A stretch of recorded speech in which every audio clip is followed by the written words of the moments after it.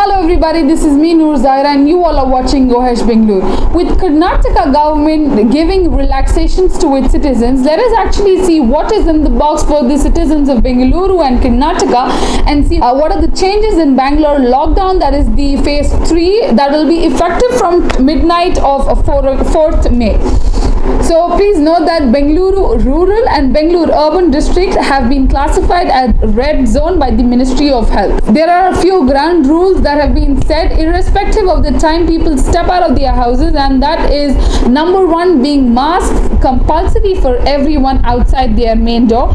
Spitting and urination in public spaces is completely prohibited.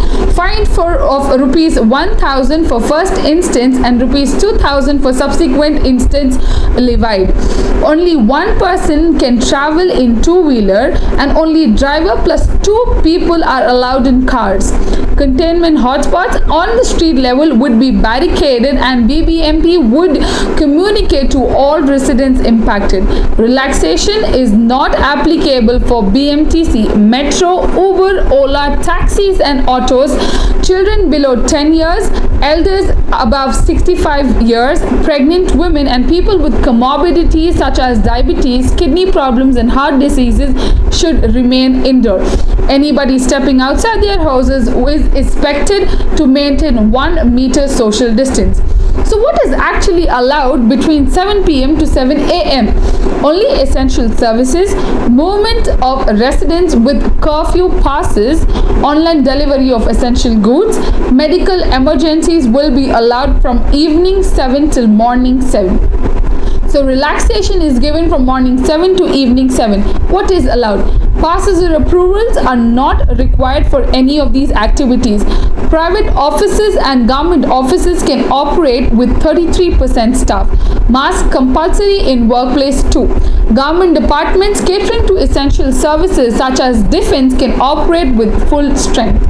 Industrial establishments in SEZ, EOUs, that is export output units, industrial estates, industrial township with access control, IT hardware, continuous processing industries and manufacturers of essential goods can operate. All stand-alone shops, essential and non-essentials, can begin sales except for barbers, spa and saloons. All self-employed people such as household helps, household maids, cooks and drivers can begin work, which also includes carpenters and plumbers and electricians. 1/3 of staff contracting companies for housekeeping in companies, residential complexes can commence work. Construction work with people staying in the same site is allowed. Additional workers from outside are not allowed. Liquor, cigarette, pawn shops would be open.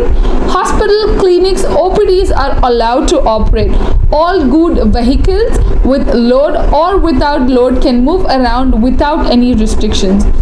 Online websites delivering essential goods such as food, groceries, rations, vegetables, fruits, meat and medicines can operate. What is not allowed? Clubhouse, gym, swimming pool, sports facilities are not available during this phase 3. Social, political, cultural, religious gatherings are not allowed. Malls, markets, restaurants, bars, cinema, entertainment complexes to be shut as usual. Hospitality services, interstate or intrastate travel not to be allowed. E-commerce website for non-essential items will still not work. All religious places will not be functional. Schools, college, tutorials, coaching and training centers will be non-operational again. Any gathering 4 or more people will not be available or functional. So that was me, Noor Zaira, decoding the relaxations given by the Karnataka government. For more such information, please stay tuned.